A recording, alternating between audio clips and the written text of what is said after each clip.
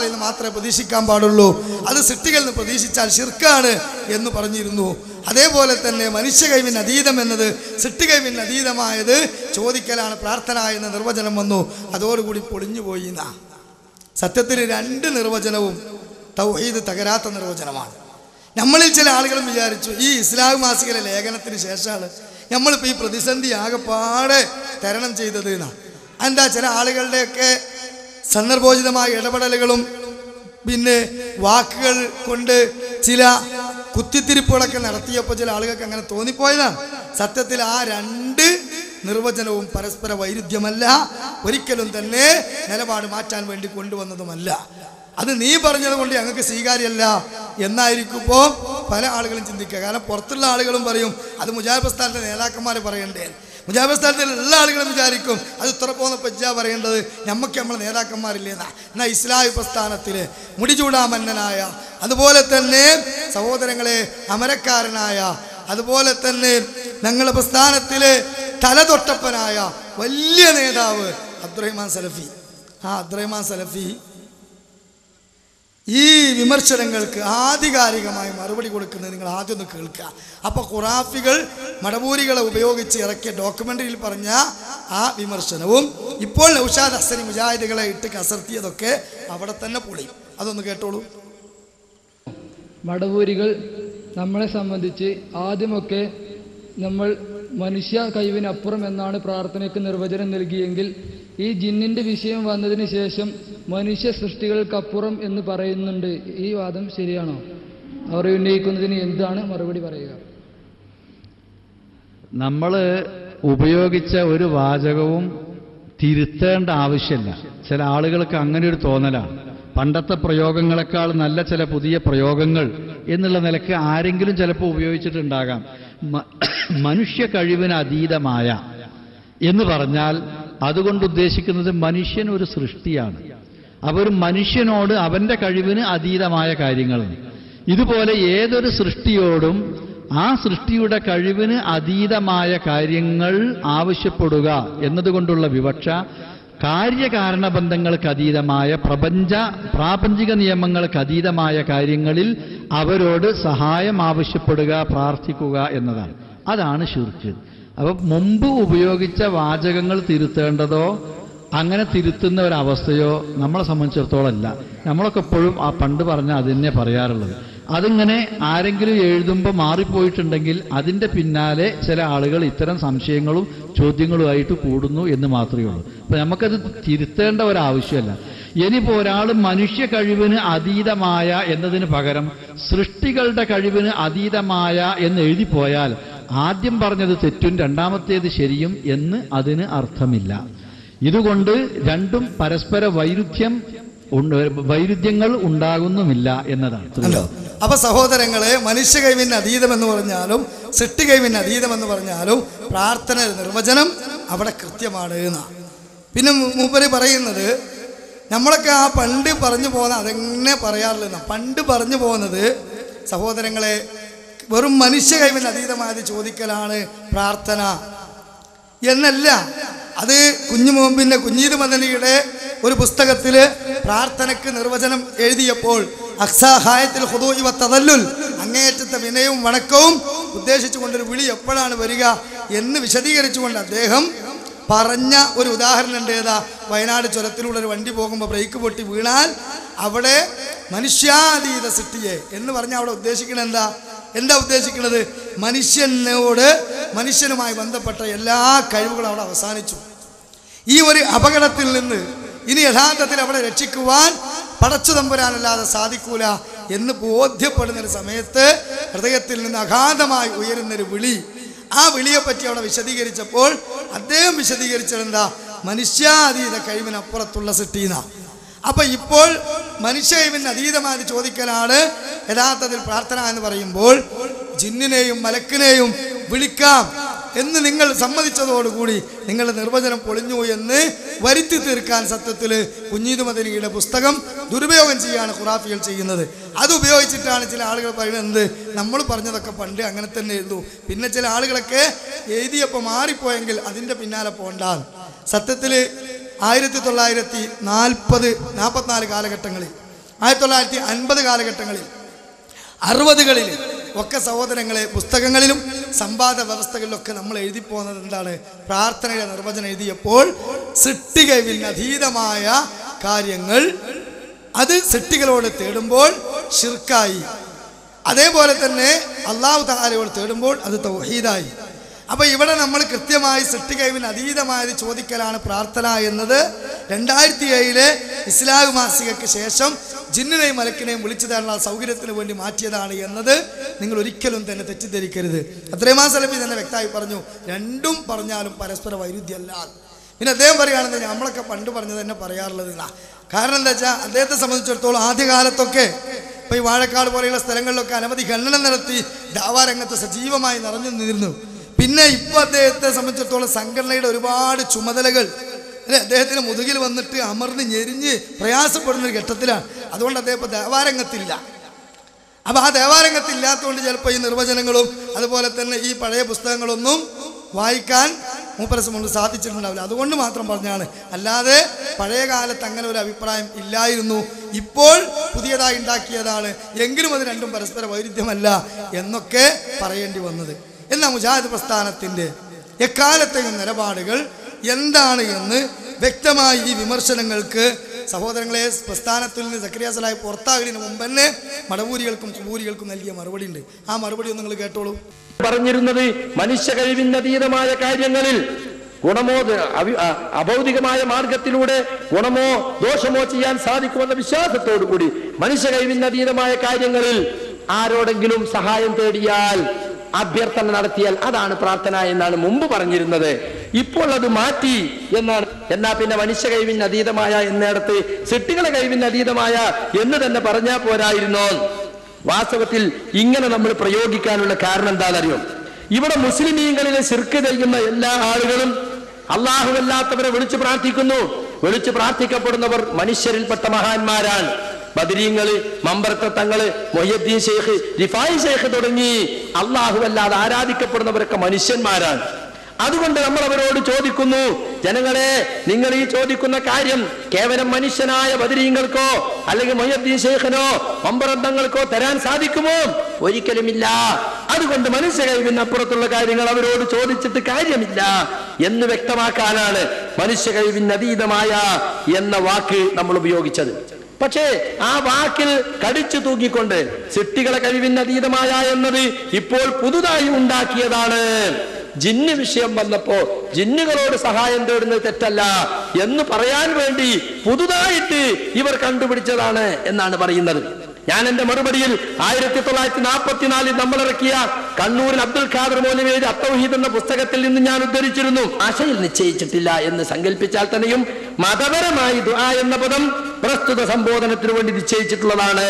അപ്പൊ ദുആ എന്നത് മതപരമായ അർത്ഥത്തിൽ സൃഷ്ടികളെ കഴിവിനപ്പുറത്തിലുള്ള കാര്യങ്ങൾ സാധിച്ചു കിട്ടാൻ വേണ്ടി അപേക്ഷക്കാണ് പറയാം എന്ന് വ്യക്തമായി. അതേ പുസ്തകത്തിൽ തന്നെ 104-ാമത്തെ പേജിൽ എന്നാൽ സൃഷ്ടികളോട് അവർക്ക് കഴിവുള്ള സംഗതികളിൽ സഹായത്തിന് അപേക്ഷിക്കാമെന്നതിനെ ആരും തന്നെ നിഷേധിക്കുന്നില്ല.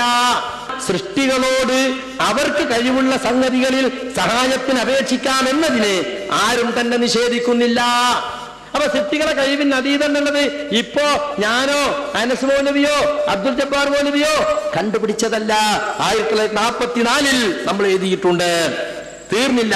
പരപ്പനങ്ങാടിയിൽ നടന്ന ഒരു വാദപ്രതിവാദം, 1950 നടന്ന വാദപ്രതിവാദം, സമസ്ത കേരള ജമിയത്തുലമയും കേരള ജമിയത്തുലമയും നടന്ന വാദപ്രതിവാദം, അത് സംബന്ധമായ ഒരു സംയുക്ത കമ്മിറ്റി പുറത്തിറക്കിയിട്ടുള്ള പുസ്തകം. ആ പുസ്തകത്തിന്റെ 37-ാമത്തെ പേജിൽ കേട്ടോളൂ നിങ്ങൾ. ഇനിയും നിങ്ങൾ ആരോപണം പറയരുത്. സൃഷ്ടികളെ കഴിവിനതീതമായ കാര്യങ്ങൾ എന്നത് ഇപ്പോൾ മുജാഹിദുകൾ കണ്ടുപിടിച്ചതാണെന്ന് ഏപ്പികളും ഈക്കകളും മടവൂരികളും പച്ച നുണ പറഞ്ഞുകൊണ്ടിരിക്കുകയാണ്. രണ്ടുദ്ധരണി ഞാൻ വായിച്ചു, മൂന്നാമത്തത് കേട്ടോളൂ. അപ്പോ മനുഷ്യ കഴിവിൽപ്പെടാത്തതെന്നല്ല, പടപ്പുകളുടെ കഴിവിൽപ്പെടാത്തത്, സൃഷ്ടികളുടെ കഴിവിൽപ്പെടാത്തത്, പടച്ചവന്റെ കയ്യിൽ മാത്രം ഇരിക്കുന്നത്, അത് പടച്ചവനോട് മാത്രമേ ചോദിക്കാൻ പാടുള്ളൂ. അത് പടച്ചവനോട് ചോദിച്ചാൽ യഥാർത്ഥ പ്രാർത്ഥനയായി, പടപ്പുകളോട് ചോദിച്ചാൽ ഇസ്ലാം വിരോധിച്ച പ്രാർത്ഥനയായി. വേണ്ട. കൊട്ടപ്പുറം സംവാദത്തിൽ നമ്മൾ എഴുതിയതെന്താ? ഈ കുബൂരികൾ തന്നെ OM തരുവണ എഴുതിയ കൊട്ടപ്പുറം സംവാദം എന്ന പുസ്തകത്തിൽ AP അബ്ദുൽ ഖാദറിന്റെ വാദം ഉദ്ധരിച്ചുകൊണ്ട് അയാൾ പറയാണ്, അള്ളാഹു അവന്റെ സൃഷ്ടികൾക്ക് നൽകിയിട്ടുള്ള കഴിവിനപ്പുറമുള്ള കാര്യങ്ങൾ ചോദിച്ചാൽ അത് ശിർക്കാണെന്നാണ് ഞങ്ങൾ പറഞ്ഞത്. എ.പി. അബ്ദുൽ ഖാദർ മൗലവിയ പറയുന്നത് അള്ളാഹു അവന്റെ സൃഷ്ടികൾക്ക് നൽകിയിട്ടുള്ള കഴിവിനപ്പുറമുള്ള കാര്യങ്ങൾ മനുഷ്യന്റെ കഴിവിനപ്പുറമുള്ള എന്നല്ല. ഇനിയും കേട്ടോളൂ, 31-ാമത്തെ പേജിൽ എ.പി. അബ്ദുൽ ഖാദർ മൗലവി തന്നെ പറയാണ്, മരിച്ചുപോയ മഹാത്മാക്കളെ വിളിച്ച് സഹായം തേടിയാൽ ആ പ്രാർത്ഥനക്ക് ഉത്തരം ചെയ്യാനുള്ള കഴിവ് അള്ളാഹു അവന്റെ സൃഷ്ടികൾക്ക് നൽകിയ കഴിവിനപ്പുറമാകുന്നു. ആ അപ്പുറമുള്ള കാര്യം ചോദിക്കുമ്പോൾ അത് ശിർക്കായി മാറുന്നു. അത് അള്ളാഹുവിനെ ഇബാദത്ത് ചെയ്യുന്നതിന് തുല്യമായ കുറ്റമായി.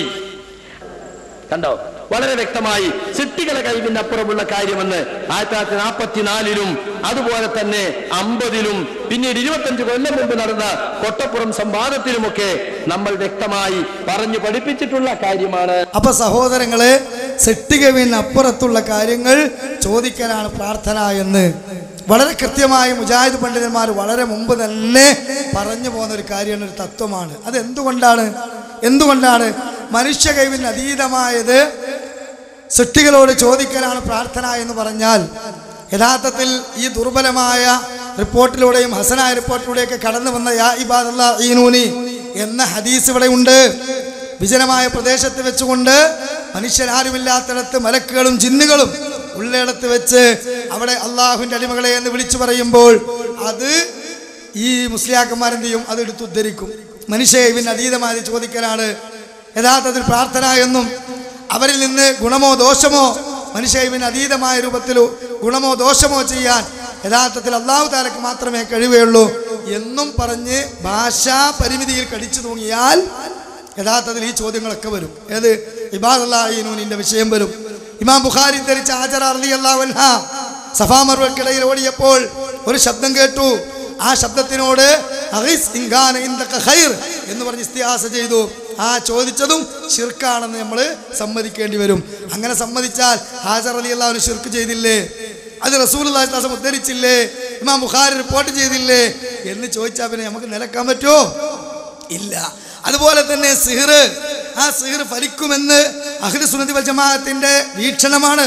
അത് വിശ്വസിച്ചാൽ ഒരിക്കലും നമ്മളെന്താവൂല, ഒരിക്കലും തന്നെ ഇസ്ലാമിന്റെ പുറത്തുനിന്ന് പുറത്താകൂല.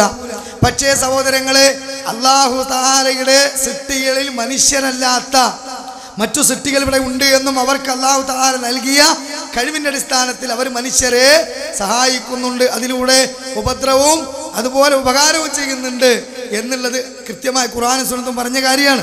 നമ്മൾ ഈ ഭാഷാ പരിധിയിൽ കടിച്ചു തൂങ്ങിയിട്ട് നമ്മുടെ നിർവചനം ഇതാണെന്ന് വാദിച്ചാലോ, സിഹ്ർ ഫലിക്കുമെന്ന് വിശ്വസിച്ചാൽ ശിർക്കാണ് എന്ന് നമ്മൾ സമ്മതിച്ചു കൊടുക്കേണ്ടി വരും. കാരണം എന്താ? സിഹ്ർ ഫലിക്കുന്നത് നമ്മുടെ കണ്ണുകൊണ്ട് കാണാൻ കഴിയാത്ത ശാസ്ത്ര സാങ്കേതിക വിദ്യയുടെ അടിസ്ഥാനത്തിൽ നമുക്ക് ഒരിക്കലും തന്നെ കണ്ടെത്താൻ കഴിയാത്ത ജിന്ന് എന്ന വർഗം വഴിയാണ്. അതിലെ പിശാചുക്കളെ ജ്യോത്സ്യന്മാര് സ്വീകരിക്കുകയും ആ ജ്യോത്സ്യന്മാർ പിശാചുക്കൾ ഉപയോഗിച്ച് നമ്മളെ ആക്രമിക്കുകയും ചെയ്യാണ്. ഇത് നാം കാണാത്ത വഴിയാണ്, പക്ഷെ അവിടെ കാര്യകാരണ ബന്ധമുണ്ട്. അതുകൊണ്ട് തന്നെ അത് മനുഷ്യ കഴിവിന് സൃഷ്ടി കഴിവിനോ അതീതമല്ല, അധീനമാണ്. യഥാർത്ഥ അഭൗതികമായ രൂപത്തിലുള്ള ഉപദ്രവമല്ല. അതുകൊണ്ട് തന്നെ ആ ഉപദ്രവം അല്ലാഹു തആലയിൽ നിന്ന് ലഭിക്കുന്ന പോലെയാണെന്ന് പറഞ്ഞാൽ യഥാർത്ഥത്തിൽ പടച്ചുറപ്പിന്റെ ആ സഹായത്തിനും റബ്ബിന്റെ അതുപോലെ അല്ലാഹു തആല നൽകുന്ന ശിക്ഷക്കും എന്ത് വിലയുള്ള? പിന്നെ ഇത് രണ്ടും ഒരേ മാതിരിയാണെങ്കിൽ അപ്പൊ ഈ രൂപത്തിലുള്ള വിഡ്ഢിത്തങ്ങളെല്ലാം മടവൂരികൾ മെനഞ്ഞുണ്ടാക്കിയ പുതിയ തൗഹീദിനുണ്ട്. ആ തൗഹീദ് ഏറ്റുപിടിച്ച 2012 മൂവർ സംഘത്തിന്റെ തൗഹീദിനും അത് സംഭവിച്ചിട്ടുണ്ട്. ഇൻഷാ അല്ലാഹ് വിശദീകരിക്കുന്നതിന്. അപ്പൊ നിങ്ങൾ ആരും ഒരിക്കലും സഹോദരങ്ങളെ മുജാഹിദ് പ്രസ്ഥാനം ഇവിടെ പുതിയൊരു നിർവചനം കൊണ്ടുവന്ന് തകർത്തു എന്ന് തെറ്റിദ്ധരിക്കരുത്. പിന്നെ യഥാർത്ഥത്തിൽ മനുഷ്യ കഴിവിന് അതീതമെന്ന് നമ്മൾ ഉദ്ദേശിക്കുമ്പോൾ അവിടെ നമ്മൾ പറയുന്ന വ്യക്തമായ വിശ്വാസ രീതി എന്താ? മനുഷ്യരുടെ കഴിവിന്, മനുഷ്യൻ എന്നത് ഒരു സൃഷ്ടിയാണ്. ആ സൃഷ്ടിയുടെ കഴിവിന് അപ്പുറത്തുള്ള കാര്യങ്ങൾ ചോദിക്കുന്നത് ശിർക്കാണ് എന്ന് നമ്മൾ ഉദ്ദേശിച്ചതും പറഞ്ഞത് എവിടെ വെച്ചിട്ടാണ്? ദുആ, ഒരു വിളി ദുആ ആകുന്നത് എപ്പോഴാണ്?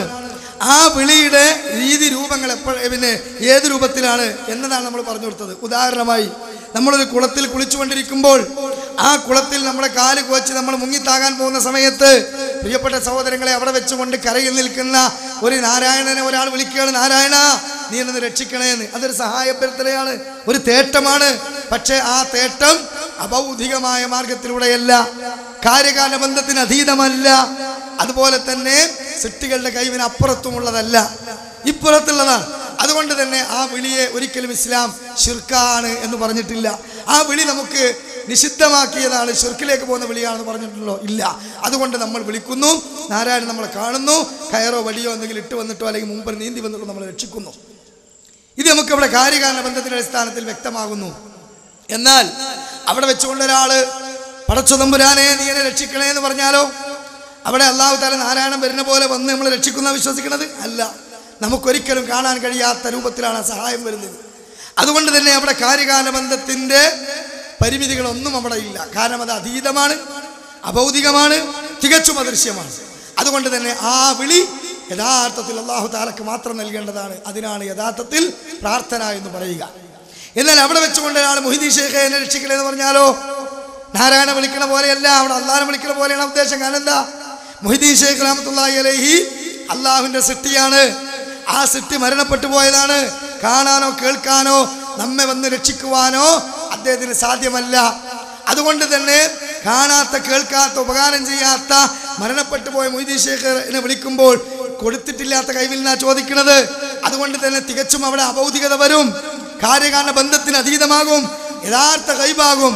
അതുകൊണ്ട് ആ വിളി അള്ളാഹ്ക്ക് മാത്രം കൊടുക്കേണ്ടതാണ്. അതുകൊണ്ട് തന്നെ ആ ദുആ പടപ്പിന് തിരിച്ചു വിട്ടത് കൊണ്ട് ശിർക്ക് എന്ന് നമ്മൾ പറഞ്ഞു. ഇവിടെ ഒന്ന് തൗഹീദും ഒന്ന് അനുവദിക്കപ്പെട്ടതും മറ്റൊന്ന് ശിർക്കുമായി.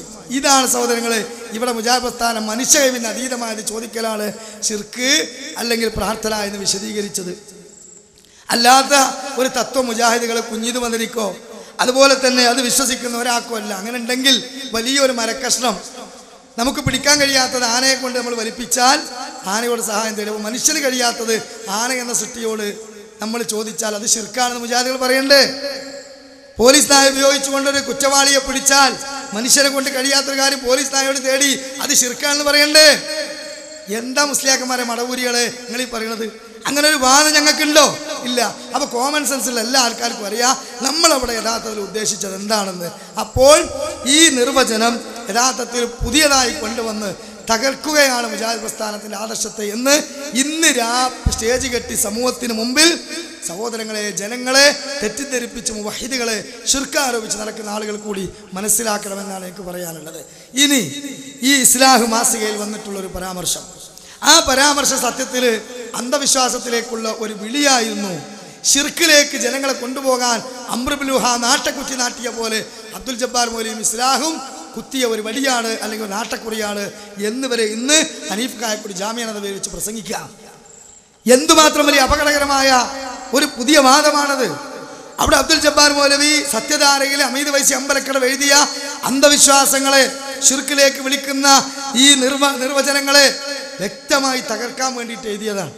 അല്ലാതെ ജിന്നുകളെ വിളിച്ച് തേടാമെന്നോ മലക്കുകളോട് സഹായം അഭ്യർത്ഥിക്കാമെന്നോ എപ്പോഴും തേടപ്പെടേണ്ടതാണെന്നോ ഒന്നും ആർക്കും വാദമല്ല. ഇസ്ലാം മാസികക്കും വാദമല്ല, അത് എഴുതിയ ലേഖനം വാദമല്ല.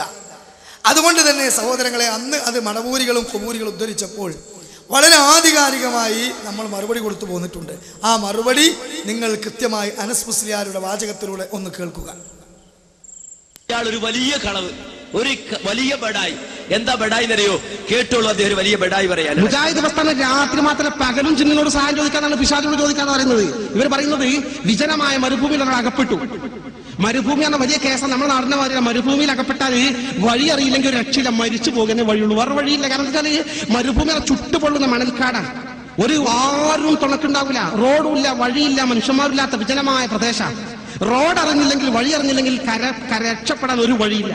അങ്ങനെ ഗത്യന്തരമില്ലാത്ത ഘട്ടത്തിൽ തൽക്കാലം സഹായം കിട്ടണമെങ്കിൽ പണ്ടൊക്കെ മുജാഹിദ് പറഞ്ഞ അള്ളഹാനോടല്ല മറ്റാരോടും പ്രാർത്ഥിക്കാൻ പാടില്ലെന്നാ. ഇപ്പൊ പറഞ്ഞത് അള്ളഹാനോടും പ്രാർത്ഥിക്കാം, ജിന്നിനോടും പ്രാർത്ഥിക്കാം, പിശാചിനോടും പ്രാർത്ഥിക്കാം, മഹാത്മാക്കളോട് പാടില്ല എന്ന് മാത്രമേ ഇപ്പൊ പറയുന്നു. കളവ്. ഒരു വാചകത്തിന്റെ തുണ്ടുത്തരിക്കാൻ നിങ്ങൾക്ക് ധൈര്യമുണ്ടോ? അല്ലാത്തവരോട് പ്രാർത്ഥിക്കാം, ജിന്നിനോട് പ്രാർത്ഥിക്കാം, പിശാചിനോട് പ്രാർത്ഥിക്കാം എന്ന് പറഞ്ഞ വാചകത്തിന് ഒരു തുണ്ട് തെളിവുദ്ധരിക്കാൻ നിങ്ങൾക്ക് കഴിയോ? അതൊട്ട് ഇങ്ങനെ നടക്കരുത്. വല്ലാണ്ട് കളവേ പറയൂ, അതേ ശീലിച്ചിട്ടുള്ളൂ. ആ നിർബന്ധമായി മറ്റുള്ളവർ സ്വീകരിക്കണം, ആ നിലപാട് ശരിയല്ല. ഒരു വാചകത്തിന്റെ തുണ്ട് ജിന്നുകളോട് പ്രാർത്ഥിക്കാന്ന് മുജാഹിദുകൾ പറഞ്ഞത്രേ. അങ്ങനെ വാദിക്കണത്രേ. ശൈത്താനോട് പ്രാർത്ഥിക്കാന്ന് പറഞ്ഞു അത്രേ. നിങ്ങൾക്ക് ഉദ്ധരിക്കാൻ പറ്റുമോ? ഇല്ല. എന്റെ മൂപ്പര് ഇത് പറഞ്ഞിട്ട് ഉദ്ധരിക്കുന്നത് കേട്ടോളൂ. ഉദ്ധരിക്കുന്ന വാചകം എന്താ കേട്ടോളൂ.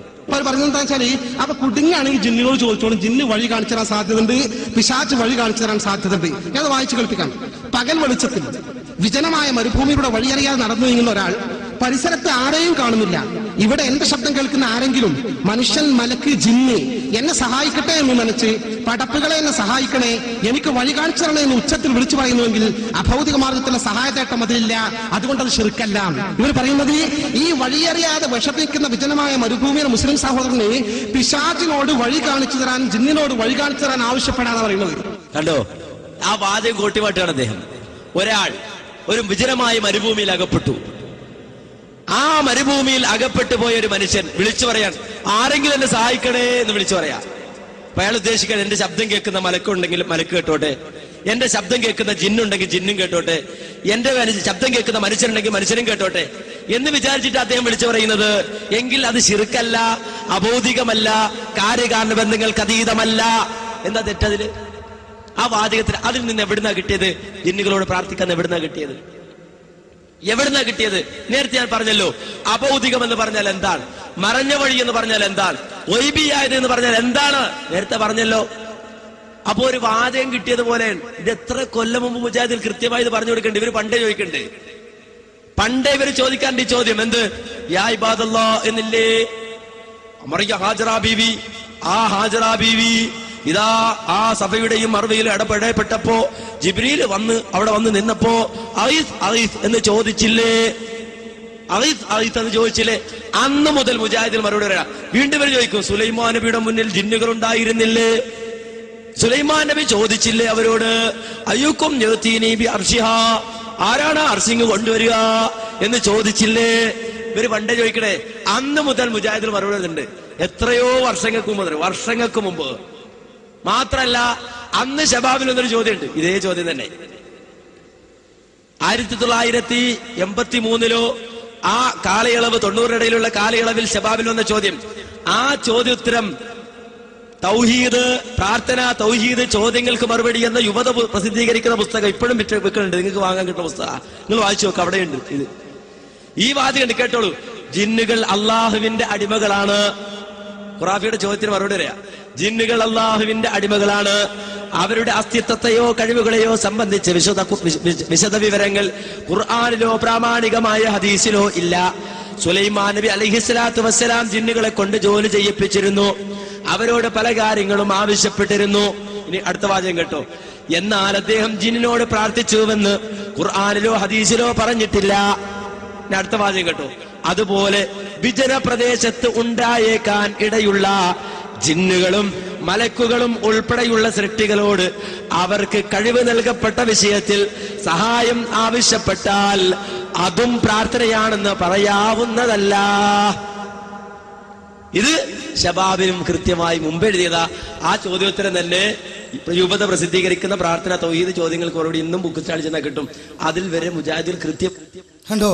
അപ്പൊ സഹോദരങ്ങളെ, ഈ വിമർശനങ്ങൾ എക്കാലത്ത് ആദർശവൈരികൾ തുടങ്ങിയോ അന്നൊക്കെ പ്രമാണം ഉപയോഗിച്ച് പ്രാമാണികമായി സലഫി ഉസൂൽ അനുസരിച്ച് തന്നെ മറുപടി കൊടുത്തു പോകുന്നതാണ്.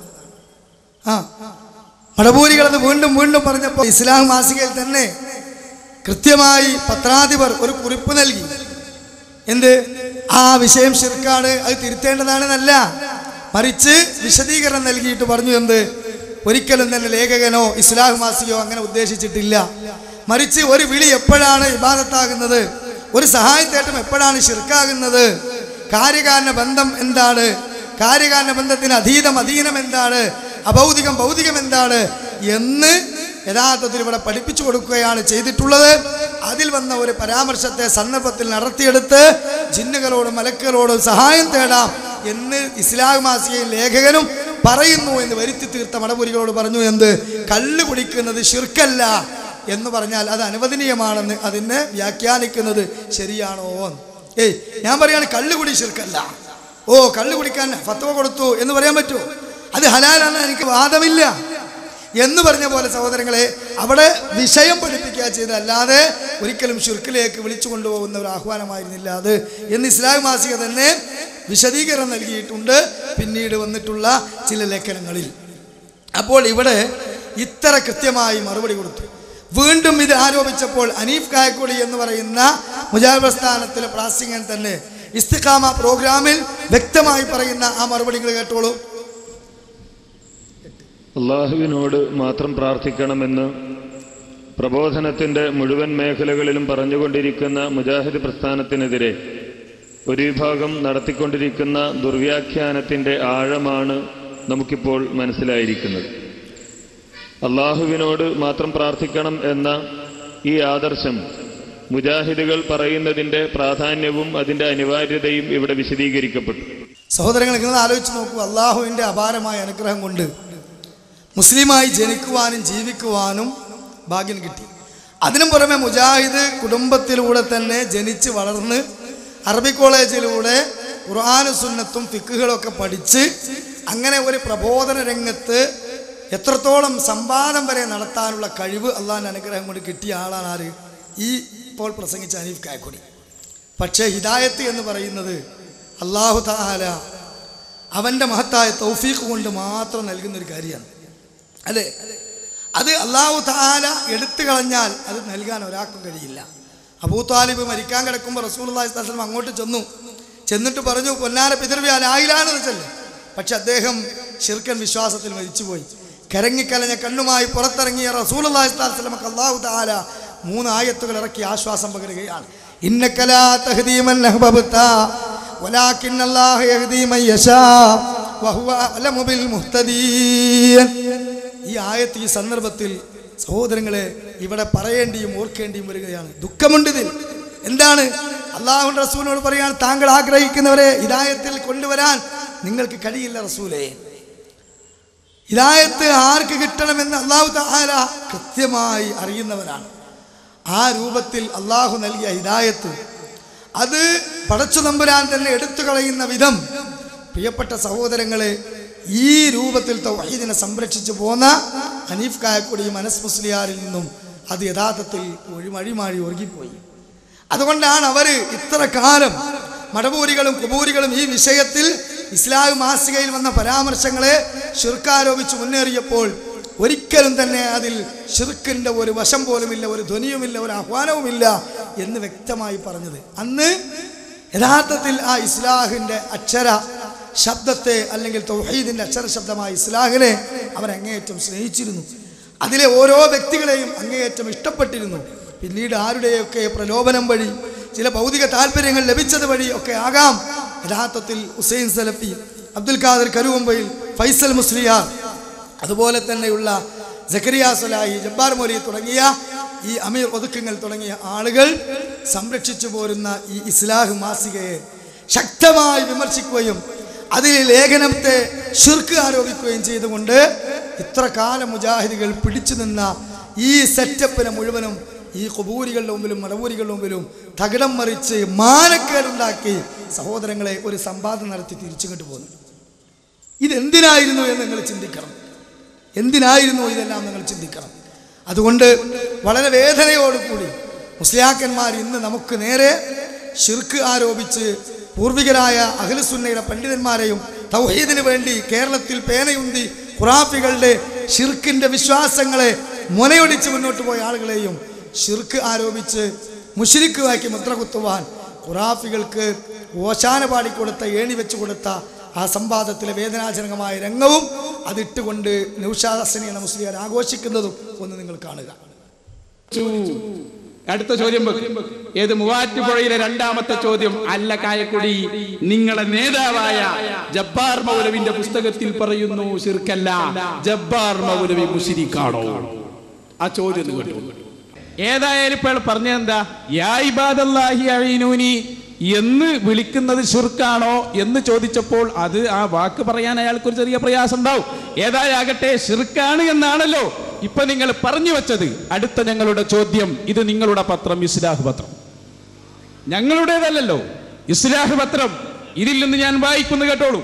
പകൽ വെളിച്ചത്തിൽ വിജനമായ മരുഭൂമിയിലൂടെ വഴിയറിയാതെ നടന്നു നീങ്ങുന്ന ഒരാൾ പരിസരത്ത് ആരെയും കാണുന്നില്ല. ഹനീഫി അനസൊന്നും അവിടെ അല്ല. ഇവിടെ എന്റെ ശബ്ദം കേൾക്കുന്ന ആരെങ്കിലും ഇൻ ബ്രാക്കറ്റ് മനുഷ്യൻ മലക്ക് ജിന്ന് എന്നെ സഹായിക്കട്ടെ എന്ന് നനച്ച് പടപ്പുകളെ എന്നെ സഹായിക്കണേ, എനിക്ക് വഴി കാണിച്ചു തരണേ എന്ന് ഉച്ചത്തിൽ വിളിച്ചു പറയുന്നുവെങ്കിൽ അഭൗതിക മാർഗത്തിലുള്ള സഹായതേട്ടം അതിനില്ല. നിങ്ങളെ പത്രമാണ് ഈ പറയുന്നത്, നിങ്ങളുടെ ഇസ്ലാഹ് പത്രം. ഞാൻ ചോദിക്കട്ടെ, ഇസ്ലാഹ് പത്രം ശിർക്ക് പ്രചരിപ്പിക്കുന്ന പത്രമാണോ? എന്റെ രണ്ടാമത്തെ ചോദ്യം. മറുപടി പറയണം. ഇതാരാ എഴുതിയത്? നിങ്ങൾക്ക് ഇത്ര കാലം തൗഹീദ് പഠിപ്പിച്ച ജബ്ബാർ മൗലവി. അതാ അതിന് വലിയ രസം. മണ്ണാർക്കാട് ഞങ്ങളുടെ അലവി സഖാഫി ഉസ്താദ്, മളിയേക്കൽ ഉസ്താദ്, അങ്ങോട്ട് മഞ്ചേശ്വരത്ത് പേരോട് ഉസ്താദിന്റെ കൂടെ, അതുപോലെ ആലുവയിലും, അതുപോലെ തന്നെ ഈ അടുത്ത് തലശ്ശേരിയിലും എല്ലാം നേതൃത്വം നൽകിയ, നിങ്ങളെ മുന്നിൽ തലയെ കെട്ടി നിന്നിരുന്ന ജബ്ബാർ മൗലവി എവിടെ പോയി? അയാളാണ് പറയുന്നത്. അതാണ് ഞങ്ങൾ പറഞ്ഞത്. മൂവാറ്റുപുഴയിലെത്തിയപ്പോൾ ആ നേരത്തെ തലശ്ശേരിയിലും ആലുവയിലും മണ്ണാർക്കാടും ഉണ്ടായിരുന്ന ജബ്ബാർ മൗലവി മുശ്രിക്കായി എന്ന് നിങ്ങൾക്ക് പറയേണ്ടി വരും. അതുകൊണ്ട് ഞങ്ങളെ രണ്ടാമത്തെ ചോദ്യം, നിങ്ങളെ ഇസ്ലാഹ് പറയുന്നു അഭൗതികമായ തേട്ടം അതിലില്ല, അത് പ്രാർത്ഥനയല്ല എന്ന് ജബ്ബാർ മൗലവി പറയുന്നു. ഇസ്ലാഹ് പറയുന്നു ജബ്ബാർ മൗലവി ശിർക്കിന്റെ പ്രചാരകനാണോ? ജബ്ബാർ മൗലവി മുശ്രിക്കാണോ? മറുപടി പറയും. ഇതായിരുന്നു നമ്മുടെ അടുത്ത ചോദ്യം. എന്താ കായക്കൊടിന്റെ മറുപടി എന്നറിയോ? ഒരു മടിയുമില്ലാതെ അയാൾ പറഞ്ഞു, അയാൾ പണ്ടേ മുശ്രിക്കായിരുന്നു. ജബ്ബാർ പണ്ടേ മുശ്രിക്കായിരുന്നത്രേ. അതിന് സെൻസിംഗ് പത്രത്തിന്റെ ഉദ്ധരണിയോട് കൂടെയാണ് അയാൾ പറഞ്ഞത്. പറഞ്ഞപ്പോ നമ്മളെ സദസ്സ് തെക്ബീർ ചൊല്ലി. അപ്പൊ അയാൾ ചോദിച്ചു, എന്താ തെക്ബീർ തൊഴിലാളികളെ? ഇന്നലെ കോടംപോയ വന്ന് നോക്കുമ്പോ മുജാഹിദികൾ ആ തെക്ബീർ ചൊല്ല ആദ്യം തന്നെ ഒരുങ്ങി വന്നിനി. മാറ്റങ്ങളുണ്ട്, ശരിയാക്കി തരാ. ഇരിക്കട്ടെ, പണ്ടേ മുശ്രിക്കാന്ന് പറയുന്നത് കേട്ടോ, നമ്മൾ ആഘോഷിക്കുന്ന ഭാഗം. ഞങ്ങൾ പറയില്ലാന്നല്ലേ? ഞങ്ങളെ സംബന്ധിച്ചിടത്തോളം ഞങ്ങളുടെ ആദർശം വളരെ കൃത്യമായി പറഞ്ഞു. അത് പറഞ്ഞു, ഞങ്ങൾക്ക് തിരിഞ്ഞിട്ടില്ല എന്നല്ലേ നിങ്ങൾ പറഞ്ഞത്? ഞങ്ങൾക്ക് തിരിഞ്ഞു. പക്ഷെ ഞങ്ങൾക്ക് തിരിഞ്ഞെന്ന് നിങ്ങൾക്ക് തിരിഞ്ഞത് നിങ്ങൾ തിരിയാതാക്കുകയാണ്. ഇത് നിങ്ങളുടെ സെൻസിങ്, നിങ്ങളുടെ സെൻസിങ്. ഈ സെൻസിങ് ഏതാണ്? സെൻസിങ് എന്ന് ഓർമ്മയുണ്ടോ? ഈ സെൻസിങ്ങിന്റെ പ്രത്യേകത നമ്മളുടെ ഈ കുന്നത്തേരി സംവാദത്തെ കുറിച്ച് റിപ്പോർട്ട് വന്ന സെൻസിങ് ആണ്. ഈ സെൻസിങ് 24 ഫെബ്രുവരി 2009 ഈ സെൻസിങ്ങിൽ എഴുതുകയാണ്, ഹനീഫ് കായ ജിന്നിനെ വിളിച്ച് സഹായം തേടാൻ പറ്റില്ലെന്ന് ആവർത്തിച്ച് പറഞ്ഞ ഹനീഫ മൗലവി ജിന്ന് സ്പെഷ്യലിസ്റ്റുകളായ ജബ്ബാർ കോക്കസിനെ ഒന്നടങ്കം മുശ്രിക്കാക്കി എന്ന് ഞങ്ങൾ അന്നേ പറഞ്ഞു. ഈ ജിന്നിനോട് തേടൽ ശിർക്കാണ്. അത് നിങ്ങൾക്ക് മനസ്സിലായി, നിങ്ങളെ ധൈര്യം. പക്ഷേ ഇപ്പോ അത് നിങ്ങളോട് മറന്നുപോയി. ഞങ്ങൾ അവിടെ പറഞ്ഞത് തക്ബീർ തൊഴിലാളികൾ ഉത്തരവാദിത്തം കൃത്യമായി നിർവഹിക്കുക. ഞങ്ങൾ പറയുന്നു ഈ ഇസ്ലാഹ് മാസികയിൽ വന്നത് അത് ശിർക്കാണ്, അത് ശിർക്കാണെന്ന് ഞങ്ങൾ എഴുതി. ഇനി അയാൾ മുശ്രിക്കാണോ ഇയാൾ മുശ്രിക്കാണോ? അങ്ങനെ ആളെ മുശ്രിക്കാക്കലല്ല ഞങ്ങളുടെ പണി. ഇത് ശിർക്കാണ്. ഞങ്ങളെതിരെ പറഞ്ഞു, ഞങ്ങളത് പ്രഖ്യാപിച്ചു. നല്ല മട്ടായി. ജബ്ബാർ മുശ്രിക്ക്. അതോടൊപ്പം സക്കരിയൊക്കെ പോയി ആളാവാദത്തിലാ. സക്കരിയ സലായും കായക്കുടിയും ഒരുമിച്ചിരുന്ന് ഒരുപാട് കാലം നമുക്കെതിരെ പടപൊരുതിയില്ലേ? ഇനി കൊണ്ടുപോവാ സക്കരിയ. കായക്കൊടിയോട് പറഞ്ഞു, കായക്കൊടിക്കാരാ, ജബ്ബാർ മൗലവിയല്ലേ നമുക്ക് സംവാദത്തിന് നേതൃത്വം നൽകിയത്? ആ ജബ്ബാറിനെ മുശ്രിക്കാക്കിയില്ലേ നിങ്ങൾ? എന്ത് പണിയാ നിങ്ങൾ ചെയ്തത്? വാറ്റുപുഴയിൽ പോയിട്ട് ഉളുപ്പില്ലാതെ മുശ്രിക്കാക്കിയത് എന്തിനാ? ഉണ്ടോ പ്രിയപ്പെട്ട സഹോദരങ്ങളെ? ഇതില് ഓരോ മുജാഹിദിന്റെ മനസ്സും വേദനിക്കുകയാണ്. കാരണം എന്താ? ഇന്ന് വരെ ഖുറാഫികളുടെ മുമ്പിൽ മുജാഹിദ് പ്രസ്ഥാനത്തിന് തൗഹീദിൽ പുഴുക്കത്തേറ്റിട്ടുണ്ടായിരുന്നു. വിശ്വാസം യഥാർത്ഥത്തിൽ ജമാഅത്തെ ഇസ്ലാമിയെ പോലെ ഒരു മാറ്റം നിർബന്ധമായിരുന്നു എന്ന് ഒരാൾക്കും പറയാൻ പറ്റാത്ത വിധം അജയ്യമായി കൊണ്ടുപോകുന്നതിനിടയിൽ എന്തിനു വേണ്ടിയായിരുന്നു ഇത്തരത്തിൽ മുജാഹിദുകളുടെ മനസ്സുകളെ കീറിമുറിക്കുന്ന ഒരു ദുരന്തം വിതച്ചത് എന്ന് നമ്മൾ ഓരോരുത്തരും ചിന്തിക്കുന്ന വേണം. നോക്കൂ നിങ്ങൾ, ഈ ലേഖനത്തിൽ പ്രിയപ്പെട്ട സഹോദരങ്ങളെ, അബ്ദുൽ ജബ്ബാർ മൗലവി എഴുതിയ ആ വാചകത്തിന് ആധികാരികമായി നമ്മൾ മറുപടി കൊടുത്തു പോകുന്നതല്ലേ? ആ മറുപടി യഥാർത്ഥത്തിൽ ഇത് ഈ ശിർക്ക് പ്രചാരകർക്ക് പോലും പൂർണ്ണ സംതൃപ്തിയായതുകൊണ്ടാണ് അവർ പിന്നീട് അതുമേൽ മെനക്കെടാതെ നിന്നിരുന്നത്. പക്ഷേ ഒരു വിഭാഗം ഇതിനകത്ത് തന്നെ ഇതിനെ നശിപ്പിക്കുവാൻ ശ്രമിച്ചുകൊണ്ടിരിക്കുന്നു എന്ന കൃത്യമായ ധാരണ അവർക്കുണ്ടായി. ആ ധാരണ അവർക്ക് എങ്ങനെ ഉണ്ടായി എന്ന് അല്ലാഹു ആലം. പല ലേഖനങ്ങളുടെയും പല സീഡികളും പുറത്തിറക്കി കൊടുത്തിട്ടൊക്കെ ഖുബൂരികൾക്കും അടവൂരികൾക്കും അത് ബോധ്യമായി. അപ്പോൾ അവർ നിർജീവമായി കിടക്കുന്നിടത്ത് വീണ്ടും ഒന്ന് പ്രയത്നിച്ചു. ഇല്ല, ഒന്നും കൂടി നമ്മൾ ഈ വാരോലയുമായി രംഗത്ത് വന്ന് മെനക്കെട്ടാൽ മുജാഹിദ് പ്രസ്ഥാനം തകരും, ഉള്ളിൽ തന്നെ ഒരു വലിയ ഭിന്നിപ്പുണ്ടാക്കാൻ സാധിക്കുമെന്ന് മനസ്സിലാക്കി വീണ്ടും സംവാദത്തിൽ പ്രിപ്പറേഷൻ ചെയ്ത് കൊണ്ടുവന്നു. അവിടെയാണ് സഹോദരങ്ങളെ ഇത് ഉടച്ച് ഈ രൂപത്തിൽ നശിപ്പിച്ചു കളഞ്ഞത്. എന്നാൽ നിങ്ങൾ ആലോചിച്ച് നോക്കൂ, ഇപ്പോൾ ജാമിയ നബവിയിൽ വെച്ചുകൊണ്ട് ഇവിടെ ജബ്ബാർ മൗലവി മുശ്രിക്കാണ്, കായക്കൊടി പറഞ്ഞു സക്കരിയ സലാഹിയുടെ ഇസ്ലാം മാസികയുടെ ആ വിശ്വാസം, ആ പ്രചാരം ശിർക്കാണ് എന്ന് അവിടെ സമ്മതിച്ച ഈ കായക്കൊടി പിന്നീട് അതിനെ ന്യായീകരിച്ച് നിലനിർത്തുവാൻ വേണ്ടി ഖുറാഫികൾ പോലും പറയാത്ത വിധം വ്യാഖ്യാനങ്ങൾ നൽകി അയാൾ ചോദിക്കുകയാണെന്ത്, രാത്രിയുടെ ഇരുളിൽ തപ്പിത്തടഞ്ഞ് നീങ്ങുന്ന ഒരാൾ തൻ്റെ തൊട്ടയടുത്തു നിന്നും ഒരു ശബ്ദം കേൾക്കുന്നു, ആളെ കാണുന്നില്ല, തൻ്റെ മുമ്പിലുള്ള ഈ ശബ്ദത്തിൻ്റെ ഉടമ ഒരു ജിന്നായിരിക്കാം എന്ന വിശ്വാസത്തിൽ എന്നെ ഒന്ന് സഹായിക്കാമോ, എനിക്കൊരു വെളിച്ചം തരാമോ എന്നാവശ്യപ്പെട്ടാൽ അതിൽ അഭൗതികമോ കാര്യകാരണ ബന്ധത്തിനപ്പുറത്തുള്ളതോ അല്ലെങ്കിൽ സൃഷ്ടികളുടെ കഴിവിൽ പെടാത്തത് തേടുകയോ അല്ല എന്ന് അമീദ് വൈസി അമ്പലക്കടവിൻ്റെ യുക്തിവാദങ്ങൾക്ക് ദുർബല ഹദീസുകളെ മുൻനിർത്തി ചോദിച്ച ചോദ്യങ്ങൾക്ക് കൊടുത്ത മറുപടിയാണ്. എപ്പോഴാണ് ഒരു വിളി യഥാർത്ഥത്തിൽ അഭൗതികമാകുക, തേട്ടമാകുക, ശിർക്കാകുക എന്ന് പറഞ്ഞു കൊടുത്തതാണ്.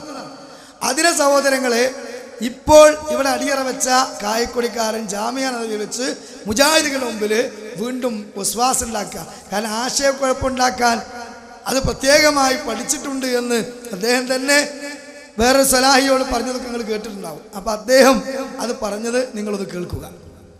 അബ്ദുൽ ജബ്ബാർ മൗലവി ഇതിന് പറഞ്ഞ ന്യായങ്ങൾ എന്താണ്?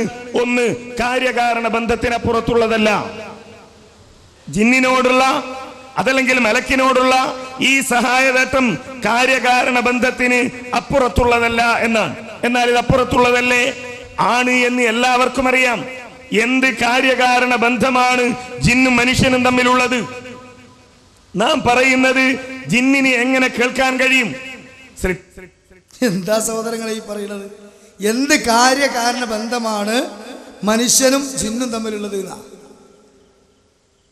അപ്പൊ യഥാർത്ഥത്തിൽ ഇവരിപ്പോ വാദിച്ചു കൊണ്ടിരിക്കുന്ന എന്താണ്? ജിന്ന് എന്ന വർഗം തികച്ചും എന്താണ്? അഭൗതികമാണ്. അഭൗതികമാണ്. മനുഷ്യനുമായി സഹവസിക്കുവാനോ ഇടപഴകുവാനോ അല്ലെങ്കിൽ ബന്ധപ്പെടുവാനോ സാധിക്കാത്ത വിധം ഒരു സൃഷ്ടിയാണ് എന്ന വാദം ചിലപ്പോഴെങ്കിലും മനുഷ്യൻ അങ്ങോട്ട് ബന്ധപ്പെടാൻ പറ്റാത്ത ഒരു സൃഷ്ടിയാണ് എന്നാണ്.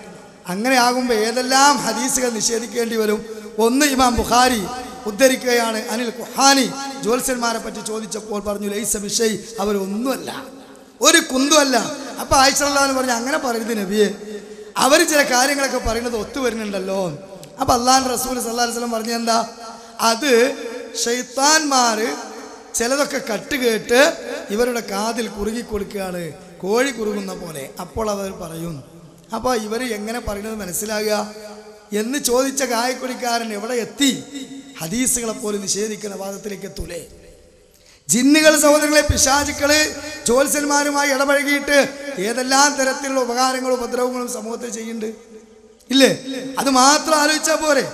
അപ്പൊ അവിടെയൊക്കെ കാര്യകാരണ ബന്ധത്തിന് അതീതമാണ്, അത് അഭൗതികമാണെന്ന് വിശ്വസിച്ചാൽ പിന്നെ പടച്ചോന് എന്ത് വിലയുള്ളത്? അള്ളാഹുവിൽ നിന്ന് ലഭിക്കുന്ന ഉപകാരങ്ങൾക്കും ഉപദ്രവങ്ങൾക്കും എന്ത് മഹത്വമാണുള്ളത്?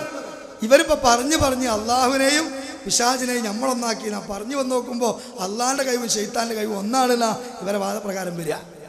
ഇത് ഇത്രകാലം മടപൂരികൾ പറഞ്ഞപ്പോൾ മറുപടി കൊടുത്ത ആളുകളല്ലേ ഈ രൂപത്തിലേക്ക് ഒന്ന് നിറം മാറുന്ന പോലെ മറം മാറേണ്ടി വന്ന്? നിങ്ങളൊന്ന് ആലോചിച്ച് നോക്കൂ സഹോദരങ്ങളെ. അതുകൊണ്ട് തന്നെ ഈ കപടമുഖം ശക്തമായി മനസ്സിലാക്കാൻ മഹത്തായ കേരള ജമിയത്തുൽ ഉലമയും കേന്ദ്രവും നമുക്ക് ഈ ആദർശ പ്രബോധന രംഗത്ത് ഇന്നും മാതൃകയായി നിലനിൽക്കുവാൻ, അതിനെ കളങ്കപ്പെടുത്തുവാൻ ഒരാളെയും അനുവദിക്കുകയില്ല എന്ന നിറഞ്ഞ മനസ്സോടെ ഇവിടെ ഇറങ്ങിപ്പോകാൻ വേണ്ടിയിട്ടാണ് പറയുന്നത്, അല്ലാതെ വേറൊന്നിനല്ല. അനസ് മുസ്ലിയാർ ഈ കായക്കൊടിയുടെ വാദം ആര് ചപ്പി തുപ്പിയതാണെന്ന് പറയുന്നുണ്ട്. അഥവാ മടവൂരികൾ ഒരുപാട് കാലം ചവച്ച് തുപ്പിയപ്പോൾ ഒരുവിധം ചണ്ടിയൊക്കെ ഒരു കുടിച്ചിട്ടാണ് ഇട്ടത്. പിന്നെ എന്ത് ചെയ്തു? ഇ കെ സുന്നിയാൾ, എ പി സുന്നിയാൾ രണ്ടാമത് ആ ചണ്ടി ഒന്നും കൂടി ചവച്ചു നോക്കിയപ്പോൾ ലേശൊരു നീര് കിട്ടി. ഓർക്ക് മനസ്സിലായി ഇതുമെന്ന് വലിയ വിറ്റാമിനൊന്നുമില്ല, ഓരും തുപ്പി. ആ ചപ്പ് ചവറിൽ പോയി ചിരകിയാണ് ഇപ്പോൾ ചെയ്തത്. എന്നിട്ട് അതിൽ വല്ല പൊടിയും പൊട്ടുണ്ടെങ്കിൽ അത് തിന്നിട്ട് രണ്ടാമത് തുപ്പി വെക്കാം. അതുകൊണ്ട് ഈ ചപ്പി തുപ്പിയ ആളുകൾക്ക് നേരെ നൽകിയ വിമർശനം ഇപ്പോൾ ശരവർഷമായി തിരിച്ചു വരുന്നത് കായക്കൊടിക്കാരന്റെ നെഞ്ചത്തേക്ക് തന്നെയാണ്. കേട്ടോളൂ. ഒയ്ബിയായതിനൊക്കെ സഹായിക്കാൻ സൃഷ്ടികൾക്കാർക്കും സാധ്യല്ല, അള്ളാഹുവിന് മാത്രമേ കഴിയൂ. കാര്യകാരണ ബന്ധങ്ങൾക്ക് അതീതമായി സഹായിക്കാൻ അള്ളാഹുവിന് മാത്രമേ കഴിയൂ. ജിന്ന് കാര്യകാരണ ബന്ധങ്ങൾക്ക് അതീതമായി ആരെയും സഹായിക്കില്ല, ആരെയും ഉപദ്രവിക്കില്ല. ജിന്ന് ഒയ്ബിയായി ആരെയും സഹായിക്കില്ല, ആരെയും ഉപദ്രവിക്കില്ല. അല്ല, കഴിവില്ല. ജിന്ന് എന്ത് ചെയ്താലും എന്ത് പ്രവർത്തിച്ചാലും അത് അഭൗതികല്ല, ഒയ്ബല്ല, കണ്ണിൽ കൊണ്ട് നമുക്ക് കാണാൻ കഴിയില്ല. അതൊക്കെ ഭൗതികമാണ്, ഭൗതികമായ പ്രവർത്തനങ്ങളാണ്. അതിന് തെളിവാണ് 3 പുസ്തകങ്ങൾ എത്ര കൊല്ലമായി മുജാഹിദുകൾ എഴുതിയിട്ട് അതുപോലും വായിക്കാതെ അതുപോലും പഠിക്കാതെ മുജാഹിദികൾ ഇപ്പൊ കണ്ടുപിടിച്ച നിലക്ക് എന്താ സാഹിബേ, ആരെങ്കിലും ചപ്പ്ളാ ചപ്പണമെങ്കിൽ അത് കയറി നിങ്ങൾ ചപ്പാ നിൽക്കണം എന്തിനാ? എന്തെങ്കിലും ആരെങ്കിലൊക്കെ ചപ്പടാച്ച് ചപ്പിയാൽ നിങ്ങൾ കയറി ചപ്പാ നിൽക്കണം എന്തിനാണ്? ആരാപ്പ ചപ്പണത്? ആരാ ചപ്പണത്? മടപൂരികളുടെ തലതിരിഞ്ഞ തൗഹീദ് നെഞ്ചിലേറ്റാൻ മുജാഹിദുകളോട് നിർബന്ധിക്കുന്ന വിരലെണ്ണാവുന്ന ചില കുതന്ത്രങ്ങൾ മാത്രം. അവരല്ലാത്ത ആരും ആധികാരികമായി, നിങ്ങൾ ആലോചിച്ചു നോക്കൂ, ഹുസൈൻ സലഫി, ഡോക്ടർ, പിന്നെ അതുപോലെ തന്നെ MM അക്ബർ, അതുപോലെ തന്നെ നമുക്കറിയാം അബ്ദുൽ ഹക്ക് സലമി ആമയൂർ, ഇങ്ങനെ വിരലെണ്ണാവുന്ന പ്രഗത്ഭരായ ആലിമീങ്ങൾ, സലഫിയത്തിനെ മനസ്സിലാക്കിയ ആളുകൾ ആരെങ്കിലും ഇത്തരത്തിലുള്ള വിവരക്കേടിനെ പിന്താങ്ങിയോ? ഇല്ല. ഇന്നും ഹുസൈൻ സലഫി ഇസ്ലാം മാസിക ശിർക്ക് പ്രചരിപ്പിച്ച മാസികയാണ്. ഞാൻ അതിൻ്റെ എഡിറ്റർ ബോർഡിൽ നിന്ന് രാജിക്കാന്ന് പറഞ്ഞോ? ഒഴിവായോ? ഇല്ല. അപ്പോ സത്യത്തിൽ ആ ചപ്പടാച്ചി ചപ്പിയ ആളുകൾ ആരാണ്? മടവൂരികളുടേത് എടുത്തുദ്ധരിച്ച് നിങ്ങൾ മനസ്സിലാക്കണം.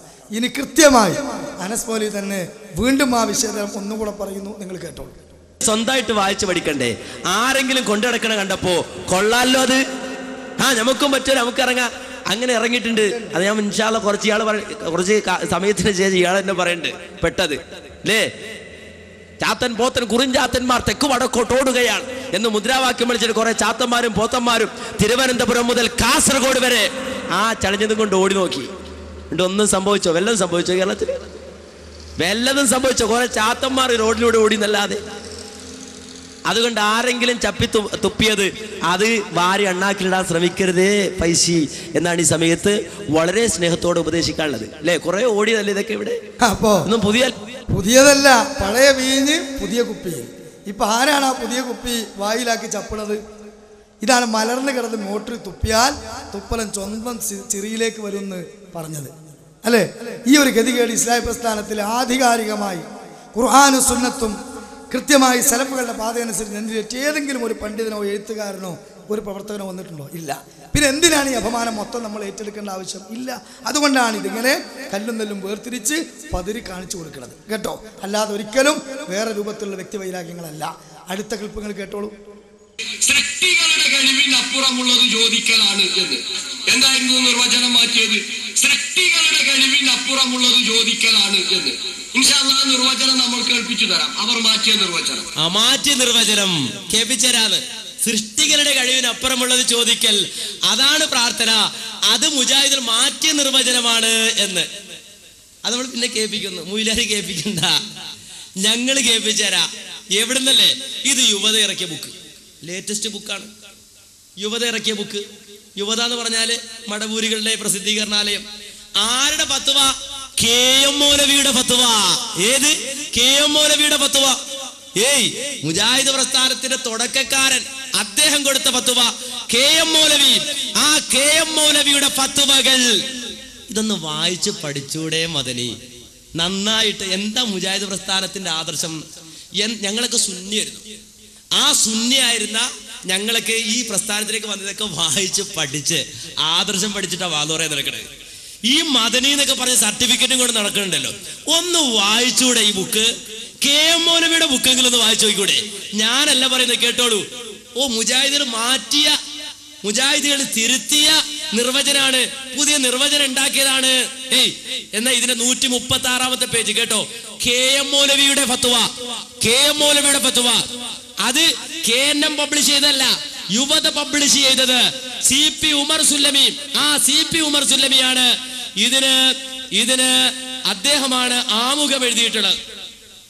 CP ഉമർ സുല്ലമി ആമുഖം എഴുതിയിട്ടുണ്ട്. ഇതിൽ പറയുന്നത് കൃത്യമായി കേട്ടോളൂ. അതായത് എഴുതി വെക്കണം. അതായത് അള്ളാഹുവിന്റെ ശക്തിയിൽ മാത്രമുള്ളതും സൃഷ്ടികളുടെ ശക്തിക്കപ്പുറത്തുള്ളതുമായ രക്ഷയോ സഹായമോ ഏതെങ്കിലും ഒരു കാര്യം സാധിച്ചു തരുവാൻ വേണ്ടിയുള്ള ദുആ. എന്റെ ബ്രാക്കറ്റിൽ വളരെ അങ്ങേയറ്റമുള്ള താഴ്മയോടുകൂടിയുള്ള അപേക്ഷ അള്ളാഹുവിനോട് മാത്രമേ ചെയ്യുവാൻ പാടുള്ളൂ. അപ്പൊ സൃഷ്ടികളുടെ കഴിവിനപ്പുറമുള്ളത് പുതിയ നിർവചനമല്ല, KM മൗലവി എഴുതിയ നിർവചനം. ഇനി ആ നിർവചനം നിങ്ങൾക്ക് പറ്റൂലേ എങ്കിൽ ദാ ഇത് പ്രാർത്ഥന തൗഹീദ്, യുവത തന്നെ ഇറക്കിയ ബുക്ക്, യുവത എഴുതിയ ബുക്ക് പ്രാർത്ഥന തൗഹീദ്, ചെറിയ മുണ്ട് അബ്ദുൽ ഹമീദ് മദനി എഴുതിയ ബുക്ക്. ഇതിൽ കേട്ടോളൂ, എന്താ ഇതിൽ പറയുന്നത്? ജിന്നുകൾക്ക് അള്ളാഹു നൽകുന്ന കഴിവ് മനുഷ്യ കഴിവിന് അതീതമെങ്കിലും അതിനെ അഭൗതികമെന്ന് വിശേഷിപ്പിക്കുന്നത് ഇസ്ലാമിക കാഴ്ചപ്പാടിൽ ശരിയല്ല. അഭൗതികമായ കഴിവ് എന്ന് നാം പറയുമ്പോൾ ഉദ്ദേശിക്കുന്നത് അള്ളാഹു സൃഷ്ടികൾക്കാർക്കും നൽകിയിട്ടില്ലാത്ത കഴിവാണ്, സൃഷ്ടികൾക്ക് ഒരാൾക്കും കൊടുക്കാത്ത കഴിവ്. ആ കഴിവാണ് അഭൗതികം എന്ന് പറയുമ്പോൾ മുജാഹിദുകൾ ഉദ്ദേശിക്കുന്നത്. ഇത് കൃത്യമായി പ്രാർത്ഥന തൗഹീദ് ബുക്ക്, ഇതിപ്പോ താഹ ബുക്ക് സ്റ്റാളിൽ നിന്ന് പൈസ കൊടുത്ത് വാങ്ങിയതാ. താഹ ബുക്ക് സ്റ്റാളിൽ നിന്ന് ഒറിജിനൽ ബുക്ക്, ഈ അടുത്ത സമയത്ത് ഇറങ്ങിയ ബുക്ക് വായിച്ചു നോക്കൂ, പരിശോധിക്കൂ. അപ്പൊ പുതിയ നിർവചനമാണോ ഇത്? ഒരിക്കലും പുതിയ നിർവചനമല്ല, കൃത്യമായി ഇതിൽ തന്നെ കാണാം. ഇത് അപ്പൊ പ്രിയപ്പെട്ട സഹോദരങ്ങളെ, മനുഷ്യന് ഭൗതികമായ സുഖങ്ങളും പണങ്ങളും ഒക്കെ കിട്ടിയാൽ ചില ആളുകളുടെ നിർവചനമൊക്കെ മാറും എന്നുള്ളത് നമുക്കിപ്പോൾ ബോധ്യമാകാം. പക്ഷെ മുജാഹിദ് സ്ഥാനത്തെ നിർവചനം ഒരു കാലത്തും മാറൂല. അത് ആദം അലൈഹി സ്വലാത്തു വസ്സലാമയിലൂടെ അള്ളാഹു തആല നൽകിപ്പോന്ന ആ തൗഹീദ്, ആ വിശ്വാസം തന്നെയാണ് എന്നും നമ്മൾ നെഞ്ചിലേറ്റുന്നത്. അതിൽ ഒരു പുഴുക്കുത്തു ഏറ്റിട്ടില്ല, ഒരു പുഴുക്കുത്തു ഏറ്റിട്ടില്ല. അപ്പൊ ഈ രൂപത്തിൽ മദനിമാരെയും സുല്ലമിമാരെയും ഖുബൂരിമാരെയും ഒക്കെ മുട്ടുകുത്തിച്ച് വളരെ വാചാലമായി ആധികാരികമായ വിഷയങ്ങളൊക്കെ അബ്ദുൽ ജബ്ബാർ മൗലവിയുടെ വീട്ടിൽ പോയി ഇരുന്ന് പഠിച്ച് സംവാദങ്ങളിലും മുഖാമുഖങ്ങളിലും കവലപ്രസംഗങ്ങളിലൊക്കെ അവതരിപ്പിച്ചിട്ട് സഹോദരങ്ങളെ ആ മനുഷ്യന് നേരെ പിന്നീട് ശിർക്ക് ആരംഭിക്കുക, മുജാഹിദ് പ്രസ്ഥാനത്തിലെ മുഴുവൻ ആളുകളെയും വിശ്വാസിലാക്കുക. എന്തിനാണ് ഈ രൂപത്തിൽ നടക്കുന്നത് എന്ന് നിങ്ങൾ ചിന്തിക്കേണ്ടതുള്ളൂ. ഇവിടെ മൂവാറ്റുപുഴ സംവാദത്തിൽ പൂർവികരായ അഹ്ലുസുന്നത്തി വൽ ജമാഅത്തിന്റെ ആളുകൾ പറഞ്ഞു പോകുന്ന ആ നിലപാടനുസരിച്ച് തന്നെ നമ്മൾ പറഞ്ഞിരുന്നെങ്കിൽ അവിടെ നമുക്ക് യഥാർത്ഥ ഇമാമുകളെയോ അതുപോലെ തന്നെ സലഫി പണ്ഡിതന്മാരെയോ ഇസ്ലാഹ് മാസികയെയോ മുജാഹിദ് പ്രസ്ഥാനത്തെയോ അപമാനിക്കേണ്ട ആവശ്യം ഉണ്ടായിരുന്നില്ല. അത് മുജാഹിദായ നമ്മൾ ഉൾക്കൊള്ളുന്നതിനേക്കാൾ വളരെ ആഴത്തോടുകൂടി സഹോദരങ്ങളെ ഇസ്ലാഹ് പ്രസ്ഥാനത്തിലേക്ക് കടന്നു വന്ന വയോവൃദ്ധനായ പിന്നെ നമ്മുടെ ലബ്ബാദാരിമി, അദ്ദേഹം അതിൽ വിഷയം അവതരിപ്പിച്ച ആളാണ്. ആ ലബ്ബാദാരിമി വ്യക്തമായി പറയുകയാണെന്ന് അന്ന് ആ പറഞ്ഞ അനീഫും അനസും എൻ്റെ മുമ്പിൽ വന്നപ്പോൾ ഞാൻ അവരോട് കൃത്യമായി പറഞ്ഞിരുന്നു, ഈ വിവാദം ഉണ്ടാകുമ്പോൾ നമ്മൾ മണ്ണാർക്കാട് സംവാദത്തിലൊക്കെ സക്കരിയ സ്വലൈഹി അവതരിപ്പിച്ച രൂപത്തിൽ അവതരിപ്പിക്കാവൂന്ന്. പക്ഷേ അതവർ കേട്ടില്ല. കാരണം എന്താ, അവരവിടെ വന്നത് വേറെ ലക്ഷ്യത്തിന് വേണ്ടിയാണ്. അതുകൊണ്ടാണ് യഥാർത്ഥത്തിൽ ആ ലക്ഷ്യം സാക്ഷാത്കരിച്ച് അവർ കടന്നുപോയത്. പക്ഷേ പാവം ലബ്ബാദാരിമി ആ സത്യം തുറന്നു പറഞ്ഞു. കേട്ടോളൂ. സംവാദത്തിന് വന്ന അതിന്റെ തലേ ദിവസം ഹനീഫും അനസും കൂടി വീട്ടിൽ വന്നപ്പോ ഞാൻ പറഞ്ഞിരുന്നു, ഇങ്ങനെ ഈ ജിന്ന് സിഹിർ വിഷയങ്ങളൊക്കെ ഇങ്ങനെ വലിയ വിവാദമായിരിക്കുന്ന സമയത്ത് ഒരുപക്ഷെ അവർ ആദ്യമായി യാ ഇബാദല്ലാ അഈനൂനി എന്ന ഹദീസായിരിക്കും ചോദിക്കുന്നത്. നിങ്ങൾ മണ്ണാറക്കാട് അന്ന് നമ്മൾ സ്വീകരിച്ച ആ നിലപാട് തന്നെ അന്ന് അവിടെ പറഞ്ഞ അതേ മറുപടി തന്നെ പറഞ്ഞാൽ മതി. ആ ഹദീസ് ലഈഫാണ്, അത് ഹുജ്ജത്തിന് പറ്റൂല. നമ്മൾ വ്യവസ്ഥ തയ്യാറാക്കിയപ്പോൾ സഹീഹായ ഹദീസ് ഉദ്ധരിക്കണമെന്നാണ് നമ്മൾ വ്യവസ്ഥയിൽ എഴുതിയിരുന്നത്. ഇത് ഹദീസ് ലഈഫാണ് എന്ന് അവിടെ മറുപടി പറയുകയും അപ്പോൾ അവര് ആ ഹദീസ് സഹീഹാണെന്ന ചില ഉദ്ധരണികൾ അവിടെ കൊണ്ടുവരികയും ചെയ്തപ്പോൾ അന്ന് അവിടെ പറഞ്ഞ മറുപടി, സക്കരിയ സ്വലാഹി പറഞ്ഞ മറുപടി, അത് സഹീഹാണെന്ന് വന്നാൽ പോലും നിങ്ങൾക്കതിൽ തെളിവില്ല. അള്ളാഹു അല്ലാത്തവരോട് പ്രാർത്ഥിക്കുന്ന നിങ്ങളുടെ നിലപാടിന് അവിടെ തെളിവില്ല. കാരണം അവിടെ ലൈസ ബിഹ അനീസുൻ, മനുഷ്യരില്ലാത്ത ഒരു സ്ഥലത്താണ് വിളി, മനുഷ്യരില്ല. അപ്പൊ പിന്നെ ആരെയാണ് വിളിക്കുന്നത്? അവിടെ വല്ല നമ്മളെ കാണുകയോ കേൾക്കുകയോ ചെയ്യുന്ന വല്ല മലക്കുകളോ ജിന്നുകളോ ഒക്കെ ആകാം. ഈ മറുപടിയാണെന്ന് പറഞ്ഞത്. ആ മറുപടി അന്ന് പറഞ്ഞതിന് ശേഷം ആ ഹദീസ് അവർ തൊട്ടിട്ടുണ്ടായില്ല. അപ്പൊ അതുകൊണ്ട് അതേ മറുപടി തന്നെ പറഞ്ഞാൽ മതി എന്ന് ഞാൻ തലേ ദിവസം വന്ന ഹനീഫിനോടും അനസിനോടും പറഞ്ഞിരുന്നു. ിട്ടുണ്ട് ജക്കരിയ സ്വലാഹിയും ജിന്നിനോടും മലക്കിനോടും സഹായം തേടൽ ശിർക്കാണെന്ന് തന്നെയാണ് അദ്ദേഹം വിശ്വസിക്കുന്നതും പ്രചരിപ്പിക്കുന്നതും. അത് പല പ്രഭാഷണങ്ങളിലൂടെ നമ്മൾ കേട്ടതാണ്. അതേസമയം ഈ ഹദീസ് ശിർക്കാണോ, ഹദീസ് ശിർക്കാണെന്ന് നമ്മൾ പറയണ്ട. കാരണം ഒരു സലഫി പണ്ഡിതനും ആ ഹദീസ് ശിർക്കാണെന്ന് പറഞ്ഞിട്ടില്ല. ഒരിക്കലും ഇതിന്റെ പേരിൽ ഈ പ്രസ്ഥാനത്തിന്റെ ഒരു പോറൽ ഏൽക്കണമെന്ന് നമ്മൾ ആരും ആഗ്രഹിക്കുകയില്ല. കാരണം ഈ പ്രസ്ഥാനത്തെ മറികടക്കാൻ ഒരു പ്രസ്ഥാനവും ഇന്നിവിടെ ഇല്ല. ഹലോ സഹോദരങ്ങളെ, അന്ധവിശ്വാസത്തിൽ നിന്ന്, ശിർക്ക്, ഖുറാഫാത്ത്, ബിദ്അത്തുകളിൽ നിന്ന് ഖുർആനും സുന്നത്തുമാണ് യഥാർത്ഥത്തിൽ മുസൽമാന്റെ ആധാരമെന്നും അതിനെ പൂർവികർ മനസ്സിലാക്കിയ രൂപത്തിൽ മനസ്സിലാക്കിയെങ്കിലേ സ്വർഗം കിട്ടുമെന്നും മുജാഹിദുകളുടെ വഅള് കേട്ട് കാര്യം ബോധ്യപ്പെട്ട് കടന്നു വന്ന ആ നിഷ്കളങ്കനായ ലബ്ബാധാരിമിയുടെ വാക്ക് പോലും സത്യത്തിൽ സ്വീകരിക്കാതെ അവിടെ കൊണ്ടുപോയി മുജാഹിദ് പ്രസ്ഥാനത്തെ മാനക്കേടിന് വിധേയമാക്കുകയല്ലേ ചെയ്തത്? നിങ്ങളൊന്ന് ആലോചിച്ച് നോക്കൂ. മണ്ണാർക്കാട് സംഭവത്തിൽ 2004 സക്കരിയ സ്വലാഹി കേരള ജംഇയ്യത്തുൽ ഉലമയുടെ പ്രതിനിധിയായി കേരള ജംഇയ്യത്തുൽ ഉലമയുടെ പണ്ഡിതന്മാര് വിട്ട ആരാണ്? സംവാദത്തിന് വിട്ട ആളാണ്. ആ സക്കരിയ സ്വലാഹി ശിർക്ക് സമൂഹത്തിൽ ഊട്ടിയുറപ്പിക്കാൻ വേണ്ടി ഇസ്തിഹാസക്ക് തെളിവായി